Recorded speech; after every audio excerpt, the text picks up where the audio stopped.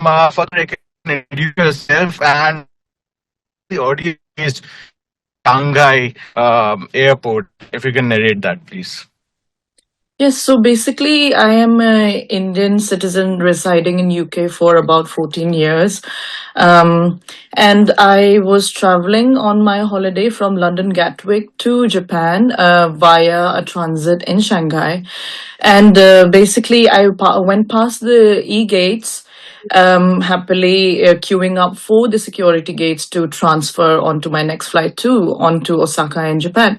And one of the officials from the Chinese immigration came over and singled me out of the queue. Basically said, "Look, India, took my name and something and took me out." So I asked her what is happening, and she basically didn't say much and just basically asked me to follow her. Took me close to the e-gates where there is the immigration. The manual counters for the immigration, and then she went on to say, "Arunachal, not India, China. Your visa not acceptable. Your basically passport is invalid." Very confusing moment, obviously, because never heard of that before. We obviously are a proud Indian citizens, all residents of Arunachal Pradesh. And basically, she wouldn't give me an explanation. She wouldn't let me go back into the queue. Said you cannot board the plane. Then other officials came. So actually, I probably interacted with around 10 other immigration officers. So another lady came, took me to another part of the airport.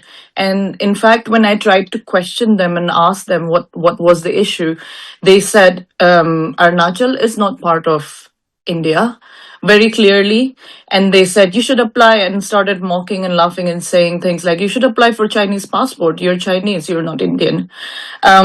Some mockery around there. Then basically they took me to the transfer desk of China Eastern, which is next to an immigration desk. And they would just keep basically sending me from one desk to the other. So if I ask the Chinese airline, they tell me to go to the immigration. The immigration tells me to go to them. And they basically didn't give me a straight answer. I said, "Where is the law? What rights have you got to hold me back here?" So ultimately, it took about 18 hours for me to get out of Shanghai.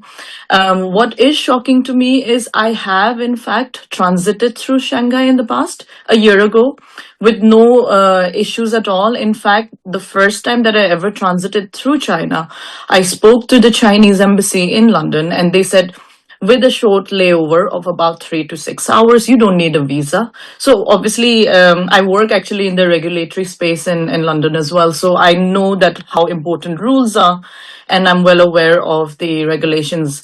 And obviously, I wanted to make sure that I knew what I was doing before I flew out. And obviously, I have transited very successfully and easily through Shanghai before, through China, having consulted the Chinese embassy in London. But at this time, I feel maybe it was the weekend. They knew that the offices are closed. The timing was as such that I couldn't actually call the Chinese embassy in London. So after a lot of ordeal, because there was no Wi-Fi, the Wi-Fi was really slow. And even if I did get connected to Wi-Fi, you can't open Google, you can't open any of the socials like your Facebook or WhatsApp. So I couldn't get in touch with my family for a very long time. Ultimately, with a lot of harassment and basically no access to food, not allowing me to leave that part of the terminal. There wasn't a proper space given to us to basically rest after a 12-hour flight all the way from London.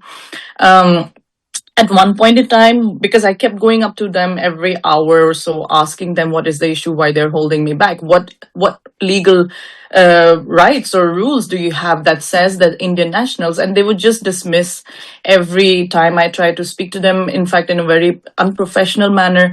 There was one point in time when I was near the counter desk trying to speak to them, and there was about 3 or 4 airline staff of China Eastern and about 2 other immigration officers, and all of them were basically speaking in their language and saying and pointing out and saying Arunachal, and laughing and calling it China, no India. So that kind of very humiliating, questionable behavior from the immigration staff as well as the airline staff. Yeah, so it was quite an ordeal until finally I got hold of a friend, basically by calling using their landline. I basically said to them, "Look, I have legal rights. I need to call a lawyer or something. You have to give me ways to communicate with somebody. Nobody knows I'm stuck here." So I called up a friend in London. They helped me to basically get the details, because even if I had a little bit of internet, it doesn't open Google, so I couldn't find the immigration details. So I called up the Shanghai and Beijing Indian embassies, and within an hour, very very helpful, in fact, and very glad that the Indian officials came to the airport, and then basically they got me some food, and basically spoke through the issues with them and helped me get out of the country. So a very long ordeal, 18 hours, but glad that I'm out of there. Yeah, but Uh, obviously I've missed my flights, my all the plan that I had. It took a lot of time to even get the visa for Japan. I had all the right documents, everything. I don't understand, and I can even check on the rules. It says that you don't need a transit visa if your stay is less than a couple of hours. It was only there for 3 hours, but their argument was I don't have a valid document. I mean, I have traveled to 58 countries.